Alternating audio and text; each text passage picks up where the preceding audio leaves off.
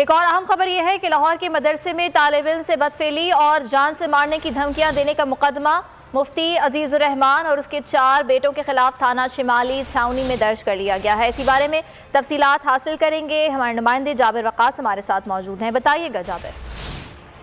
جی بالکل، اس حوالے سے جو آئی جی پنجاب ہیں ان کی جانب سے واضح ہدایات کی گئی تھی کہ یہ جو مقدمہ درج کیا جائے، اور مقدمہ تھانہ شمالی چھاؤنی میں صابر شاہ نامی طالب علم کی مدیت میں درج کیا گیا ہے۔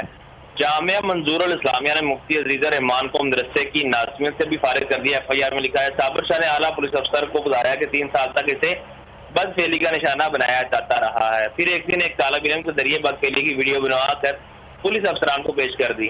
مقدمہ بدفعلی کی دفعہ 370 کی دھمکیاں 506 کے تحت درج کیا گیا ہے۔ مقدمہ میں مفتی عزیز الرحمان کے 4 بیٹوں سمیت 5 افراد پر مقدمہ کر کے جان سے مار دینے کی کوشش کا بھی الزام ہے۔ پولیس نے ملزمان کی گرفتاری کے لیے چھاپے مارنا شروع کر دیے۔ ٹھیک ہے جابر، بہت شکریہ آپ کا۔